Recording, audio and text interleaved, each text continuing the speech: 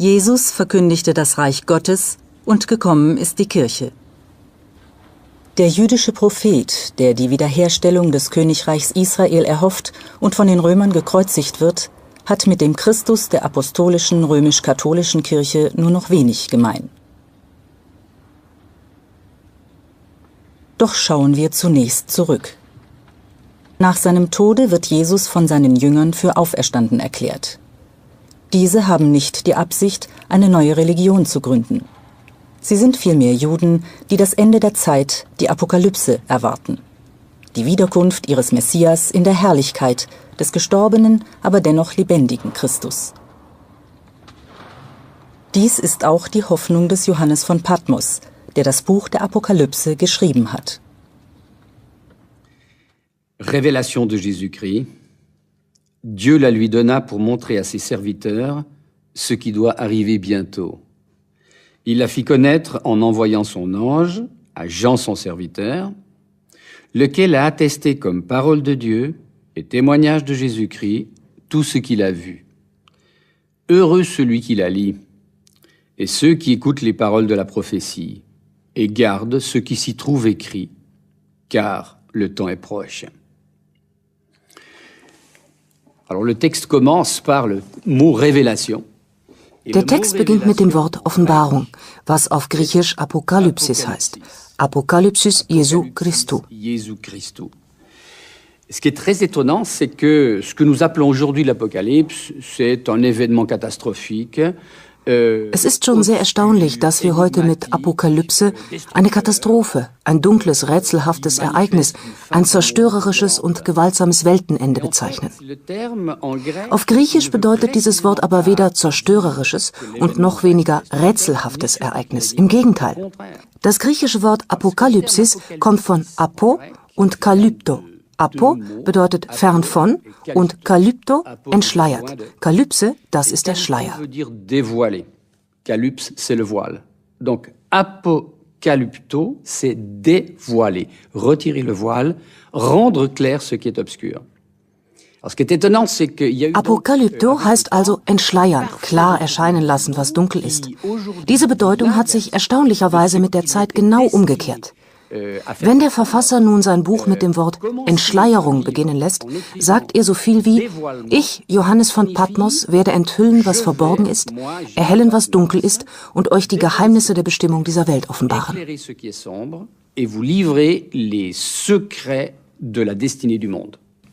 Questa rivelazione allora è prima di tutto una rivelazione dello stesso Gesù. Diese Offenbarung soll zuallererst Jesus selbst, seine Rolle und seine Göttlichkeit deutlich werden lassen.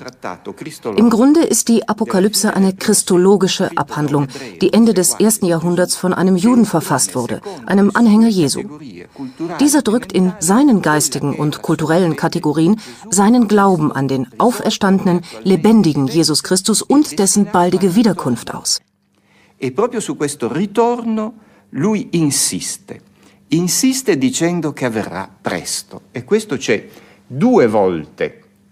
Dieses baldig betont er. Einmal im ersten Vers, was bald geschehen wird.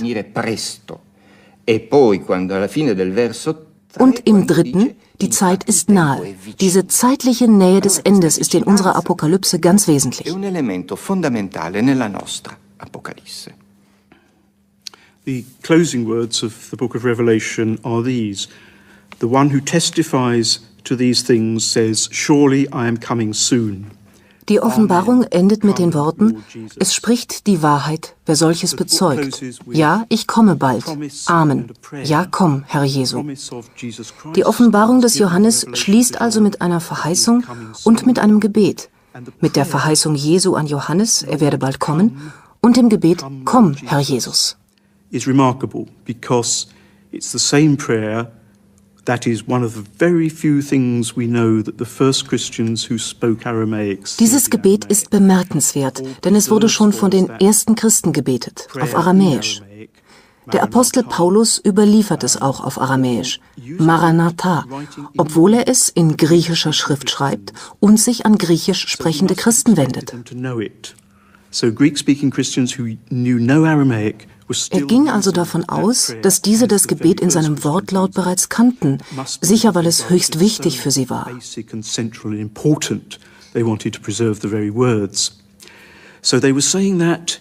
Sie beteten es ganz zu Beginn, in den 30er Jahren und auch noch 60 Jahre später, als Johannes von Patmos die Apokalypse schrieb.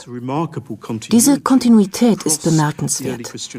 Diese Verse, die Verheißung und die Erwartung der Wiederkunft Jesu stehen sicherlich für das Urchristentum im Mittelpunkt.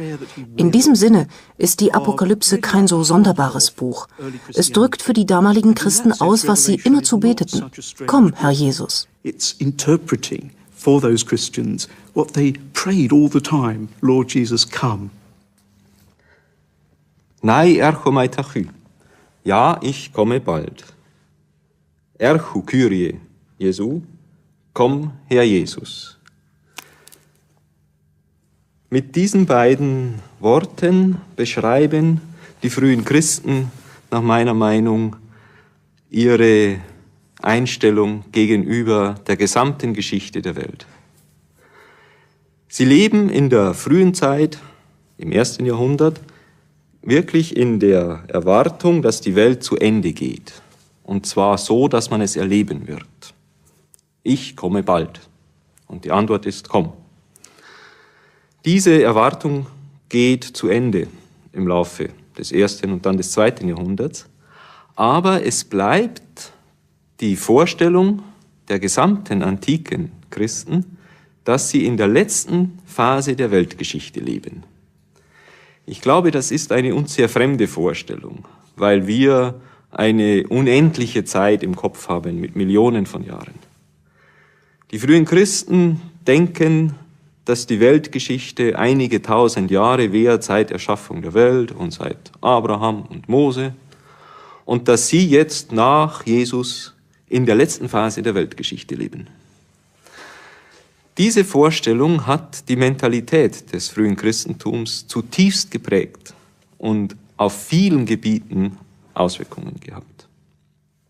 On attend le retour imminent du Christ. Man rechnet mit der unmittelbaren Wiederkunft Christi. Übrigens wird mit diesem Argument erklärt, warum unsere Evangelien im Nachhinein aufgezeichnet wurden, wo es doch keine Geschichte mehr gibt und geben wird, weil die Wiederkunft Jesu bevorsteht. Paulus erwartete sie. Er glaubte daran, die Wiederkunft Christi selbst noch zu erleben.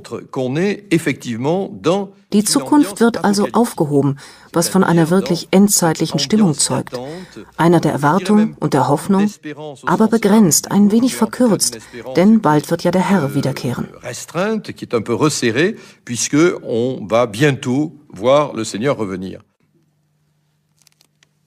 The book of the Apocalypse is structured very symmetrically.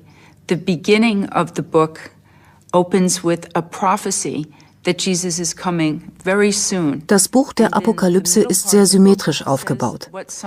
Es beginnt mit der Prophezeiung der nahenden Wiederkunft Jesu. Im Mittelteil ist die Rede von den Zeichen, die den genauen Zeitpunkt ankündigen. Und das Buch schließt mit einer fast magischen Anrufung, Jesu zu kommen.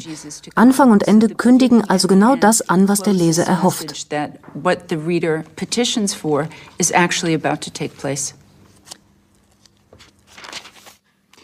Martiro ego pantitu acuanti tus logus tes propheteias tus bibliu tuto. E antis epite apota epitese hoteos epoton tas plegas tes geramenas en tu bibliu tuto. Kai antis afele aporton logon tu bibliu tes propheteias tautes afelei hoteos tomeros tu aportu xylo tes zoes kai ectes poleos tes hagias ton geramenon en tu bibliu tuto. Legei homaturon tauta. Nai erchomai tachy. Amen. Erchu Kyrie Jesu. Echares tu Kyriou Jesu meta panton. Das Buch der Apokalypse, genannt des Johannes, ist eine Offenbarung. Die Offenbarung der Geheimnisse der Geschichte. Doch wer ist der Verfasser dieser Schrift, dieser Weissagung kommender übernatürlicher Ereignisse? L'Apocalypse est dite de Jean, avec raison, puisque dès le verset 4 Die Apokalypse wird Offenbarung des Johannes genannt, weil vom 4. Vers des 1. Kapitels an 3-mal und noch einmal im 22. Kapitel von Johannes die Rede ist. Ich, Johannes. Es gibt sich also ein Autor klar zu erkennen. Die Frage ist, um welchen Johannes es sich handelt. Ich betone sofort Apokalypsis tu Jesu Christu, weil Apokalypse heutzutage sehr häufig im Sinne von obskur, dunkel gebraucht wird. Man sagt, er redet apokalyptisch daher. Das Wort ist immer negativ besetzt, obwohl es doch Offenbarung bedeutet.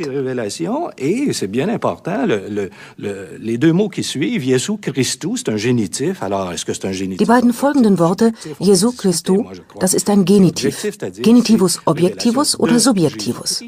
Für mich ist es ein Genitivus objectivus, die Offenbarung des Jesus Christus. Ich sage auch oft, es heißt nicht die Komplikation Jesu Christi, sondern die Offenbarung. Complication de Jésus-Christ. C'est révélation. Donc c'est pour apporter quelque chose. Es geht darum, etwas Neues über Jesus Christus zu verkündigen. Es ist auch keine Offenbarung des Endes der Welt. Concernant la fin, révélation de la fin du monde. On parle toujours de l'Apocalypse de Jean. En réalité, ce n'est pas juste. Man spricht immer von der Offenbarung des Johannes, aber das ist irreführend. Schon von den allerersten Worten an geht es um die Offenbarung Jesu Christi. Nicht ein Apostel empfängt hier die Offenbarung, sondern Jesus selbst. Et avec une phrase un peu contournée, un peu alambiquée. In einem etwas gewundenen Satz am Anfang des Textes sagt der Verfasser, Jesus habe diese Offenbarung empfangen, seinen Engel gesandt, um sie Johannes mitzuteilen, und dieser habe sie aufgeschrieben. In dieser Kette gibt es also mehrere Mittelspersonen. Ici, qui donne son nom, c'est un des rares livres du Nouveau Testament. Johannes gibt seinen Namen an. Dies ist einer der seltenen Fälle, bei dem im Neuen Testament der Autor genannt ist. Aber das macht es nicht einfacher. Johannes ist nur der Sprecher Jesu, der von Gott eine Offenbarung empfangen hat. Il faut bien insister sur ce point, très curieux pour nous, très déroutant, parce qu'évidemment, depuis lors, toute la tradition. Das mag befremdlich klingen. Schließlich hat die herkömmliche dogmatische Tradition Jesus und Gott immer gleichgestellt und die Göttlichkeit Jesu bekräftigt. Wogegen dies in den frühen Texten des Neuen Testamentes nicht der Fall ist. Da ist Jesus nur ein Diener Gottes. L'auteur de l'Apocalypse a-t-il lu l'évangile de Marc, par exemple? Hat zum Beispiel der Verfasser der Offenbarung das Markus-Evangelium gelesen, in dem Jesus sagt, niemand kenne den Tag des jüngsten Gerichts, selbst der Sohn nicht, nur Gott Vater?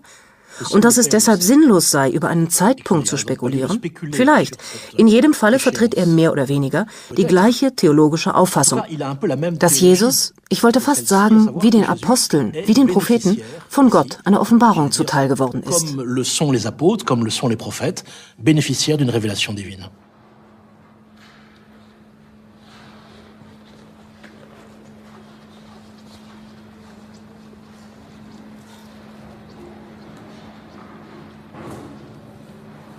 John says that he was on the island of Patmos because of the word of his testimony. Johannes war um des Wortes Gottes willen und des Zeugnisses auf der Insel Patmos.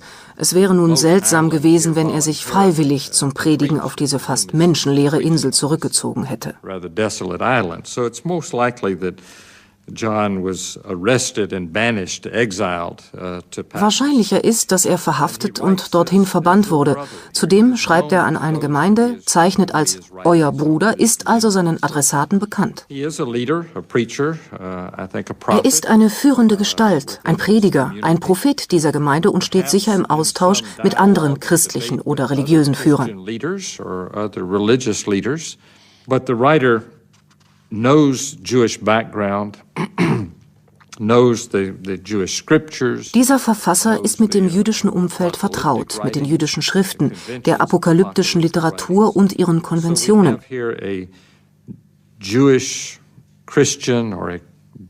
Es handelt sich also um einen Juden, der Christ geworden ist und der in einer apokalyptischen Form schreibt. Mit einer prophetischen, eindeutig christlichen Botschaft wendet er sich an die Kirche Kleinasiens. Addressing a clearly Christian gospel message in prophetic terms to the early church of Asia Minor. Noi sappiamo che l'autore dell'Apocalisse si chiama Giovanni perché lui stesso lo dice nel primo capitolo, io Giovanni. Wir wissen, dass der Verfasser der Apokalypse Johannes heißt. Im ersten Kapitel sagt er, ich Johannes. Das ist alles, was er über seine Person aussagt.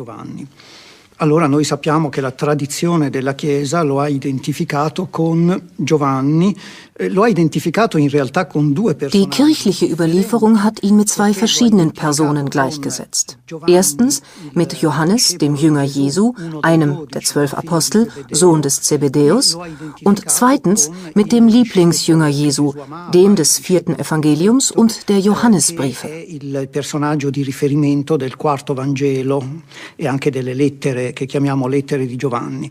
È certo che l'autore dell'Apocalisse si chiama Giovanni. Der Johannes der Offenbarung ist wahrscheinlich ein Prophet, eine charismatische Persönlichkeit mit großem Einfluss auf eine Reihe christlicher Gemeinden in Kleinasien. Wahrscheinlich lebte er gegen Ende des 1. Jahrhunderts.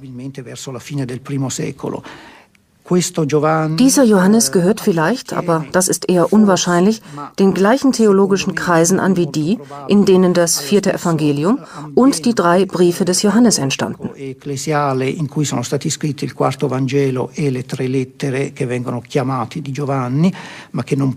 Jedenfalls ist dieser Autor sicher nicht einer der Jünger Jesu. Er ist nicht der Sohn des Zebedäus.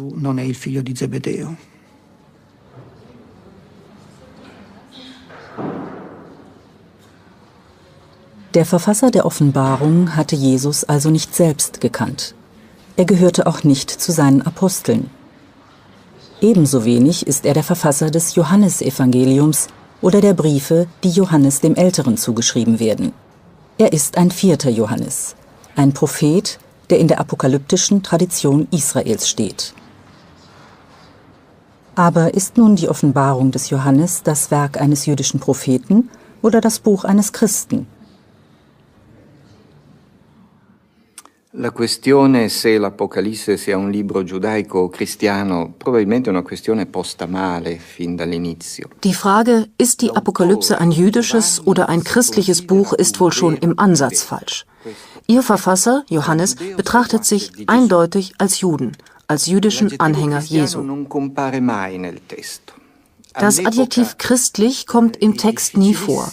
Es ist sehr schwer zu sagen, ob sich die Anhänger Jesu am Ende des 1. Jahrhunderts noch als Juden betrachteten. Auch diese Frage ist übrigens falsch gestellt. Eher müsste man fragen, welche der Anhänger der Bewegung Jesu sich noch als Juden betrachteten und welche nicht. Si considerassero ebrei e quali no. Perché probabilmente nello stesso torno di tempo Denn die Gemeinden und Gruppen nahmen dazu zur selben Zeit die verschiedensten Haltungen ein.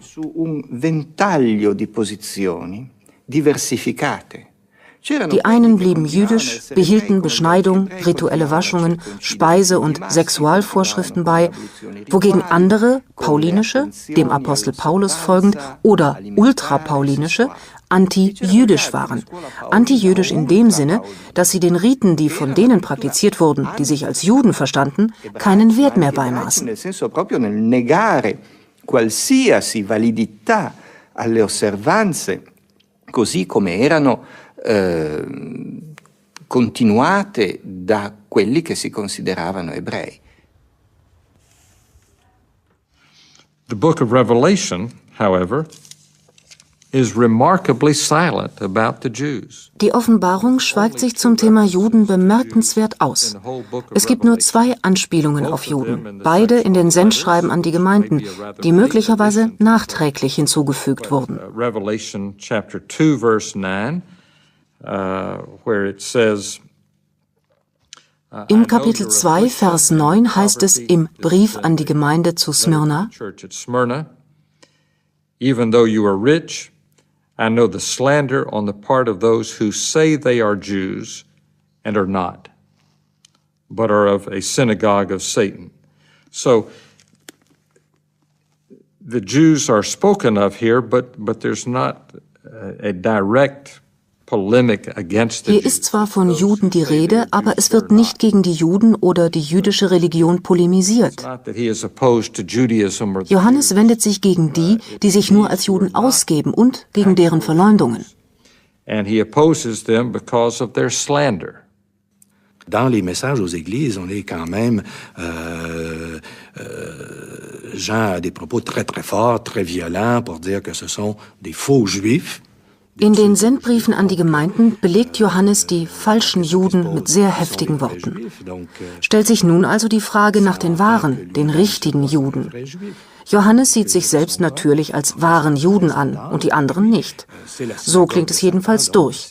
Spricht er doch über die Kirche von Pergamon als des Satans Synagoge. Das sind schon sehr harte Worte. Je pense qu'il appartient à cette... il vient du Judaïsme, c'est un judéo-chrétien.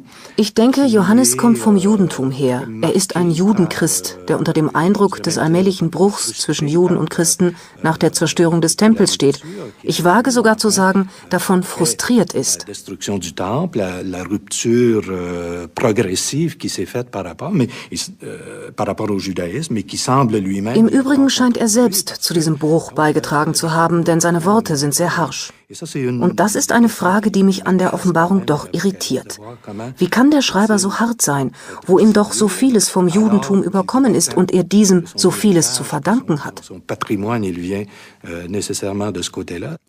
La polemica contro coloro che si dicono giudei e non lo sono, ma sono in realtà sinagoga di Satana, credo sia una polemica contro ebrei che non hanno creduto in Gesù. Die Polemik gegen jene, die da sagen, sie seien Juden und sind es nicht, die des Satans Synagoge sind, richtet sich gegen die Juden, die nicht an Jesus glauben. Wir stehen kurz vor der Spaltung in eine christliche und in eine jüdische Gemeinde. Wahrscheinlich ist für unseren Verfasser diese Trennung noch nicht vollzogen. Aber seine Gemeinde, die an Jesus glaubt, wird sicherlich zu der jüdischen auf Distanz gehen, die nicht an ihn glaubt. Johannes streitet aber der jüdischen Gemeinschaft ihr Judentum ab. Die da sagen, sie seien Juden, sie sind's nicht. Für ihn sind wahre Juden nur die, die Christus als Sohn Gottes anerkennen.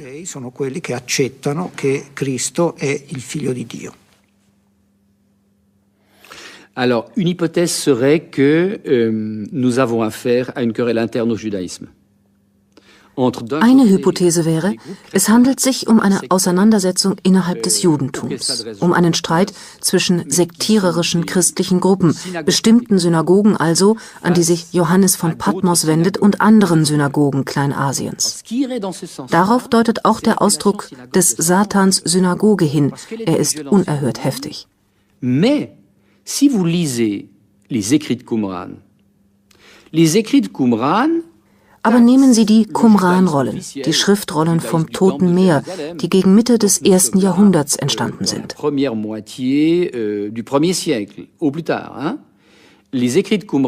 In diesen wird das offizielle Judentum, das Judentum des Tempels zu Jerusalem, als Kongregation Belials bezeichnet, was nichts anderes als des Satans Synagoge bedeutet. Niemand würde aber deshalb daran denken, die Schriftrollen vom Toten Meer als antijüdisch einzustufen. Nein, es sind dies vielmehr die typischen Beschimpfungen einer internen Polemik. Man stößt gegenseitig wüste Beleidigungen aus, aber man kann es sich leisten, weiß man doch, dass man zur selben Familie gehört und dass man sich in unverbrüchlicher Treue verbunden bleibt, auf dem gleichen Grund steht, dem der gemeinsamen Zugehörigkeit zum Bund des Gottes Israels mit Abraham und seinen zahllosen Nachkommen. Que le Dieu d'Israël a conclu avec Abraham et son innombrable descendance. Die Bezeichnung des Satans Synagoge würde also auf interne Zwistigkeiten hinweisen. Le terme de synagogue de Satan, je crois, est un terme qui nous oblige à prendre garde aux anachronismes. Bei dem Ausdruck Satans Synagoge müssen wir uns vor Anachronismen hüten. Er könnte uns auf zweierlei Ideen bringen, die ich für gleichermaßen anachronistisch halte. Die erste wäre zu sagen, da sind zwei Synagogen, eine neben der anderen, und beide behaupten, die wahre und richtige Fortführung des Judentums zu sein. Sie diskreditieren sich gegenseitig. Dies wäre eine Vorstellung. L'autre image, ce serait d'y voir simplement un rejet du judaïsme. Die andere Vorstellung wäre, darin eine schlichte Ablehnung des Judentums zu sehen. Ich glaube, weder das eine noch das andere trifft zu. Zur Bezeichnung des Satans-Synagoge kommt es, weil einerseits die Gemeinden zueinander auf Distanz gegangen sind und andererseits ein Beziehungsdreieck zwischen heidnischer Gesellschaft, Synagoge und Christengemeinde entstanden ist. Ein politisches Kräftespiel zwischen diesen drei Polen. On a un jeu politique qui fait, d'après les descriptions qu'on a dans les premiers chapitres de l'Apocalypse.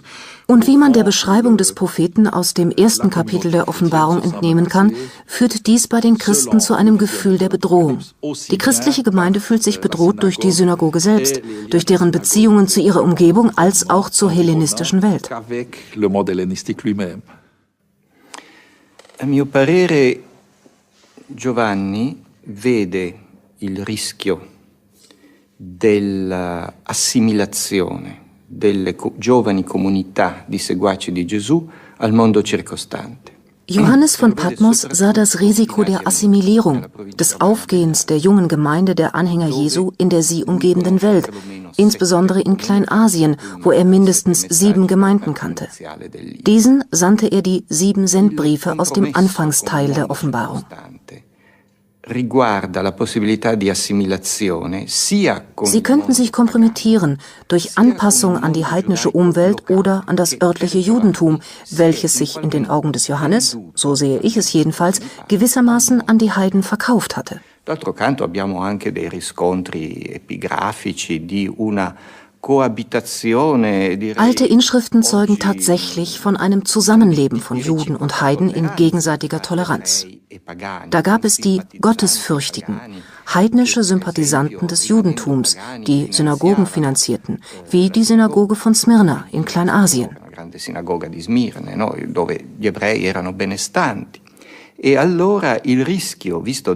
Johannes fürchtete, dass selbst die Anhänger Jesu sich an diese Umwelt anpassen, sich an sie gewöhnen und so die Neuheit, die Kraft und die Bedeutung ihrer Botschaft verwässern würden, einer Botschaft, die anders sein sollte. La novità, la forza, l'importanza di un messaggio che deve essere diverso.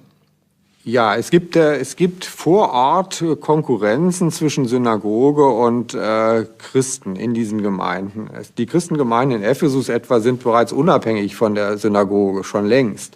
Und es gibt aber eine gewisse Konkurrenz zwischen beiden, weil auch ihr Missionsfeld sich überschnitt. Die Christen werben wichtige Sympathisanten der Synagoge ab. Das sind die sogenannten Sebomenoi, die sich als Sympathisanten, als heidnische Sympathisanten des Monotheismus der Juden am Rande der Synagogen aufhalten, die Synagogengottesdienste mit besuchen, die aber den letzten Schritt der Beschneidung vermeiden wollen und auch nicht die Torah 100% erfüllen wollen. Sie halten zwar den Sabbat, aber andere Dinge sind ihnen zu schwierig. Diese Art Sympathisanten sind Adressaten christlicher Mission zugleich, und zwar erfolgreicher Mission. Denn bei den Christen werden diese Sympathisanten des Monotheismus als vollwertige Mitglieder gleich aufgenommen. Sie müssen sich nicht erst beschneiden lassen und dergleichen, sondern sie sind vollwertige Mitglieder. Und insofern ist da ein großer Erfolg bei diesen Sebomenoi am Rande der Synagogen. Sie sehen also, da ist eine Konkurrenz. Das sind ja auch Geldgeber, diese Sympathisanten. Und wenn man jetzt die abzieht, in den christlichen Raum holt durch Mission, dann ist es sehr ärgerlich. Dann gibt es Konflikte. Und entsprechend spiegelt sich das hier. Les premiers, à mon avis, à avoir mis le feu aux poudres étaient les juifs chrétiens Die ersten, die das Feuer an die Lunte legten, waren die Judenchristen. Durch Behauptungen, die keinerlei Widerspruch duldeten, vielleicht durch Intoleranz, sicherlich durch ihre missionarischen Absichten. Diese Missionarstätigkeit, die innerhalb der Gemeinden stattfand, stieß bei der Synagoge auf äußersten Unwillen. Es wurden ihr Gläubige abgeworben, insbesondere unter den Gottesfürchtigen, den nichtjüdischen Sympathisanten des Judentums, die im Vergleich zu den richtigen Juden, denen der Kerngemeinde eher am Rande standen. Diese Gottesfürchtigen wurden zahlreich zum Christentum bekehrt. Die Apostelgeschichte bestätigt das. Und diese Konkurrenz wurde als unlauter empfunden.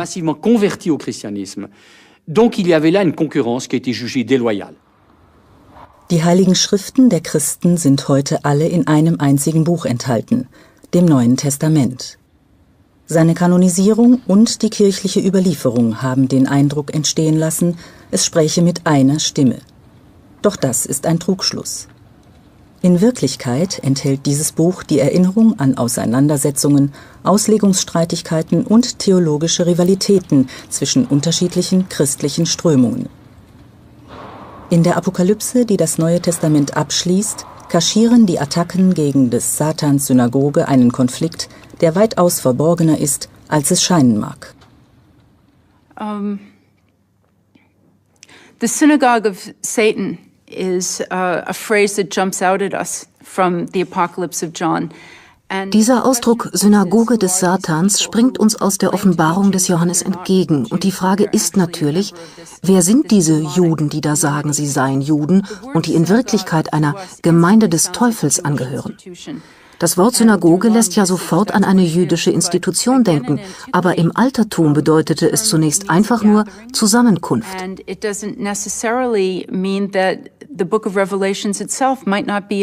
Damit meine ich nicht, dass die Offenbarung kein jüdischer Text ist und dass es darin nicht um einen Konflikt innerhalb verschiedener judenchristlicher Gruppen geht. Es könnte sich um einen Konflikt zwischen verschiedenen Judenchristen handeln, zwischen solchen, die die jüdische Tradition befolgen, wie der Verfasser, und anderen, weniger strengen, wie den paulinisch geprägten.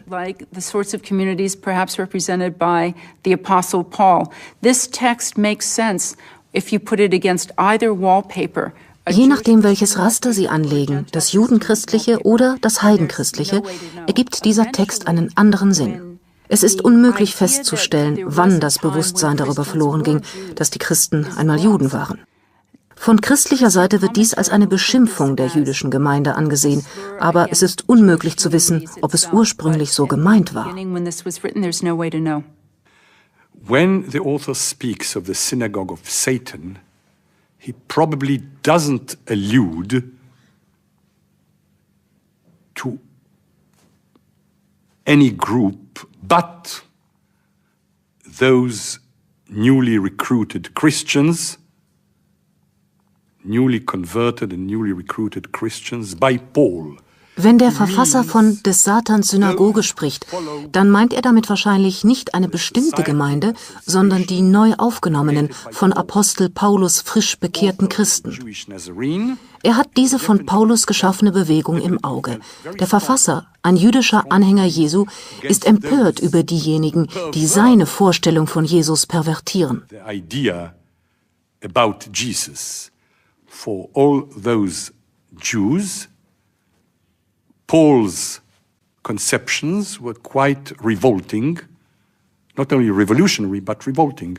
Für all jene Juden waren die Ideen des Paulus skandalös.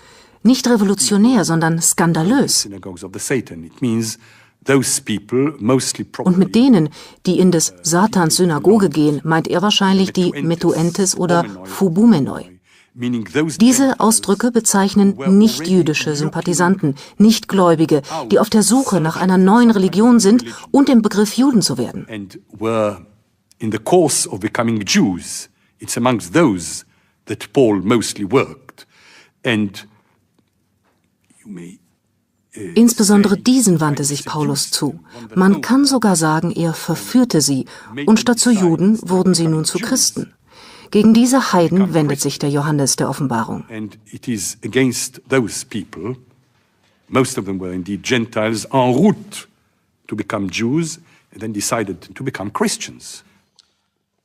Alors dans le même ordre d'idées concernant donc l'éventuelle polémique antipaulinienne de l'Apokalypse de Jean. Zu der gegen Paulus gerichteten Polemik in der Offenbarung möchte ich 2 Verse aus den Sendschreiben an die 7 Gemeinden anführen.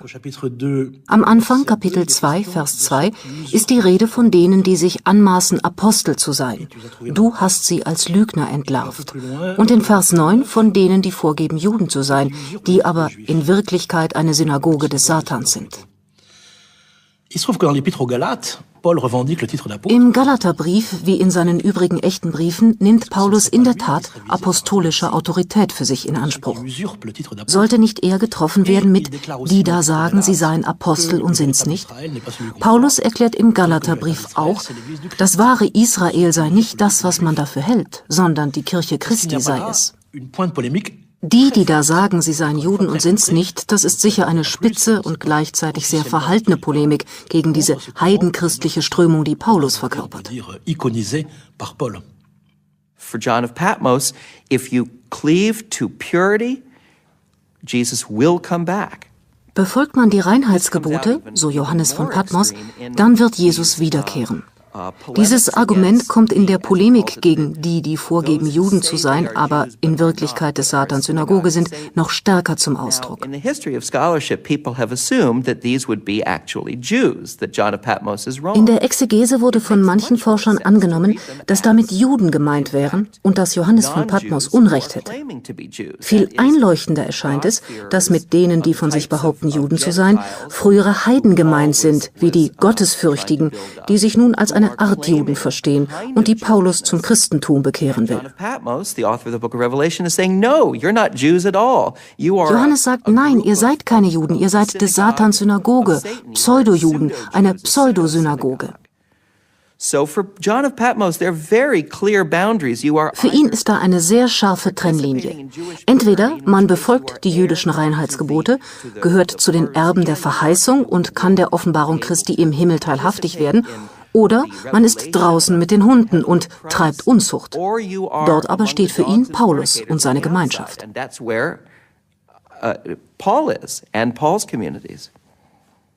Je prends l'exemple de ce qui est écrit à propos de ceux qui admettent que l'on puisse manger des viandes immolées aux idoles. Ich nehme als Beispiel Meinungen über die es zulassen, Fleisch zu essen, das den Götzen im Feueropfer dargebracht wurde. Dies wird mit dem Begriff Eidolotitis bezeichnet.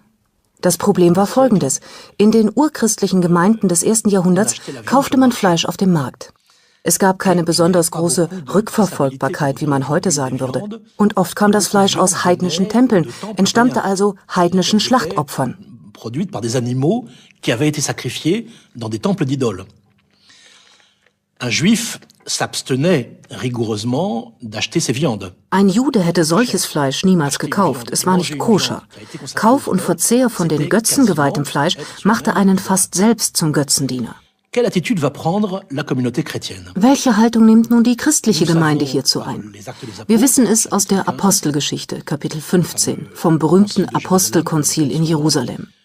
Zu den nicht besonders zahlreichen Geh- und Verboten für Heiden, die Christen werden wollten, gehört, dass sie kein den Götzen geopfertes Fleisch essen dürfen. Dies ist aber nicht die Auffassung von Paulus, der da sehr viel flexibler ist und der in seinen Briefen mehrfach erklärt, das sei so schlimm nicht. Nur, falls es einem Bruder anstößig erscheine, solle man es eben unterlassen.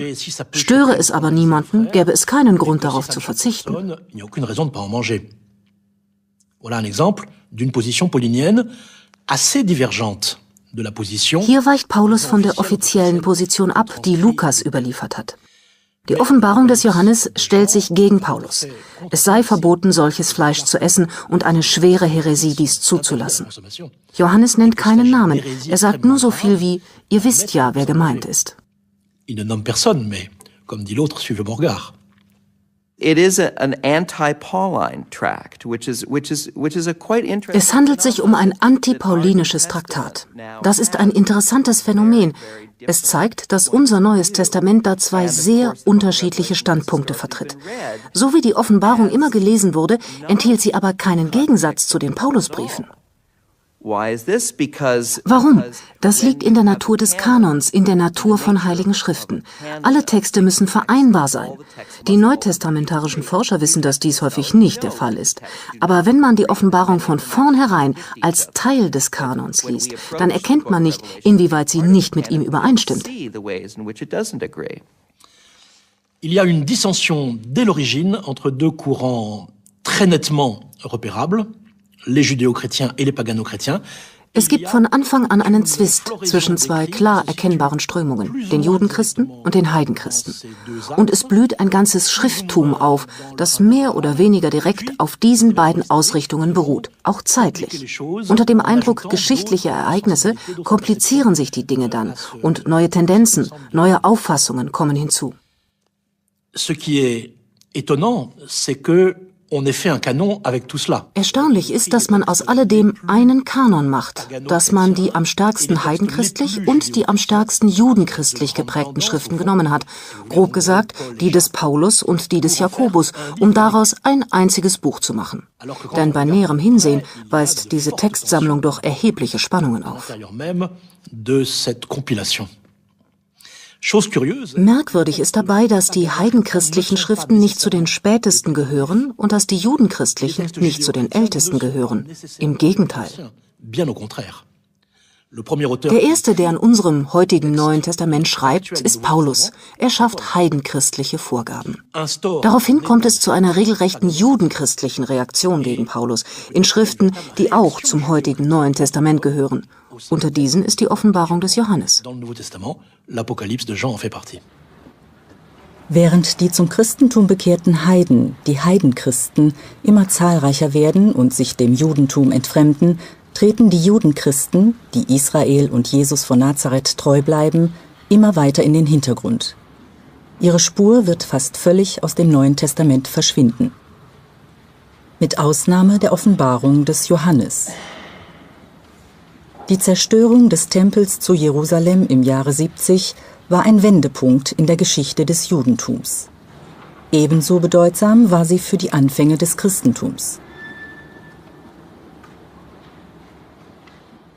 Die politische Situation in Palästina zu Beginn des 2. Jahrhunderts ist generell eine Situation, die von Gewalt und Unterdrückung geprägt ist. Man muss davon ausgehen, dass nach dem jüdischen Krieg, der Zerstörung des Tempels, der Zerstreuung der Juden, sich einzelne sogenannte Synagogengemeinden gebildet haben, die jenseits des Tempelkultes einen Neubeginn des Judentums initiieren wollten und da in Konkurrenz zu den sich ebenfalls konstituierenden christlichen Gemeinden befunden haben. Beide haben die politischen, gesellschaftlichen Ereignisse als Ausdruck des Zornes Gottes empfunden. Gott hat, so die jüdische Version, das Volk zerstört und zerstreut, weil die Ältesten und die Priester mit den Römern kollaboriert haben. Die Christen sind davon ausgegangen, dass Gott Rache geübt hat an den Juden, weil sie den Messias Jesus nicht angenommen haben. Und der Reflex dieser beiden, ich sag mal, Gewaltfantasien findet natürlich einen konkreten Niederschlag in den Bildern der Apokalypse. È piuttosto chiaro, direi, che l'Apocalisse è scritta a ridosso della distruzione di Gerusalemme. Es ist ziemlich klar, dass die Apokalypse eine Antwort auf die Zerstörung Jerusalems ist. Damals entstehen auch noch andere Apokalypsen. Das 4. Buch Esra, das 2. Buch Baruch, ein wenig später die Ergänzungen zum Buch Jeremia oder das 3. Buch Baruch. L'insurrezione di Bar Kokhba. All diese Bücher werden zwischen dem Jahr 70 und dem Bar Kochba-Aufstand geschrieben, also 132 bis 135 nach Christus. Diese 6-7 Jahrzehnte waren entscheidende Jahre. Das Judentum in Palästina versucht wiederzuerstehen, insbesondere sich eine politische Form zu geben, bevor es dann endgültig zerstört wird. rabbinismo, poi si è sviluppato nel secondo secolo, salvando Allein das rabbinische Judentum, das sich im 2. Jahrhundert entwickelte, hat die Traditionen der pharisäischen Schule bewahren können, während die anderen Strömungen underground gingen, um später anderswo wieder aufzutauchen. nel corso dei secoli, ma al momento sono praticamente eclissate. Allora, se questo è vero e se c'è un Es besteht also eine Art Dialog zwischen den unterschiedlichen Offenbarungen, zwischen dem 4. Buch Esra und unserer Johannes-Offenbarung. Apocalisse di Giovanni si rispondano. Parmi les gens qui s'occupent depuis une centaine d'années, c'est-à-dire depuis que la science exégétique a mis au point un certain nombre d'instruments Seit etwa einem Jahrhundert, seitdem die Exegese über leistungsfähige wissenschaftliche Mittel verfügt, fehlt es nicht an Stimmen, denen zufolge die Offenbarung in Wirklichkeit eine jüdische Schrift ist, die mehr oder minder oberflächlich zu einer christlichen gemacht wurde.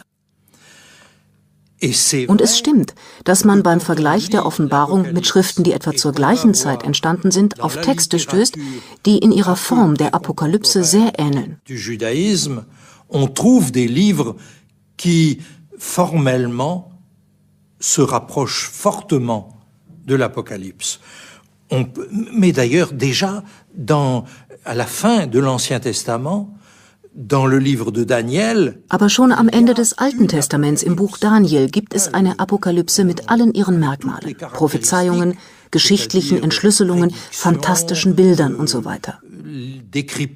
Und im jüdischen Schrifttum findet man das 1. Buch Henoch, das 2. Buch Henoch, das 2. Buch Baruch, auch syrische Baruch-Apokalypse genannt, das Buch der Jubiläen, die Testamente der 12 Patriarchen, das 4. Buch Esra. Daran mangelt es also wirklich nicht. Le Testament des 12 Patriarches, le 4e Esdras, enfin ça ne manque pas. Et il y a Die Verwandtschaft zwischen diesen Büchern und dem Buch der Offenbarung ist unbestreitbar. Entre ces livres et le livre de l'Apocalypse. Il y a dans l'Apocalypse de Jean le modèle apocalyptique juif indiscutablement. Alors, il faudrait Es steht außer Frage, dass die Offenbarung des Johannes dem Modell der jüdischen Apokalypsen folgt. Es weist eine Reihe von typischen Merkmalen auf, angefangen mit dem Visionär, dem Seher. Le visionnaire en général et qui témoigne de ce qu'il a vu. Offenbarungen beginnen im Allgemeinen mit einem Visionär, der Zeugnis ablegt von dem, was er geschaut hat, der sich, nicht zu vergessen, als Prophet bezeichnet und der aufschreibt. Das ist sehr wichtig und deshalb wird oft Ezechiel als erster Apokalypsenautor oder Vorläufer bezeichnet. Ezechiel, das ist der Prophet, der sich selbst als Schriftsteller bezeichnet, der sich das Schreiben als Pflicht auferlegt. Es gibt also eine Reihe von Verbindungen zwischen der Johannes-Offenbarung und diesem literarischen Genre, das in der jüdischen Welt seit mindestens 2 oder 3, vielleicht sogar schon seit 4 Jahrhunderten blüht. Peut-être même 4 siècles. Donc il y a une habitude pour ces Verfasser von christlichen Apokalypsen, die jüdischer Herkunft sind, folgen also literarischen Gewohnheiten. Sie bedienen sich dieses Genres, weil es selbstverständlicher Teil ihrer Kultur ist und innerhalb ihres geistigen und religiösen Horizontes liegt. Mais il ne faut pas oublier aussi qu'il y a de l'apocalyptique dans les évangiles, qu'il y en a. Man darf nicht vergessen, auch die Evangelien enthalten apokalyptische Elemente. Bei Paulus gibt es sie ebenfalls. Paulus, der vom Schall der letzten Posaune spricht, die all jene zur Sammlung ruft, die zur Wiederkunft Christi noch auf Erden sind.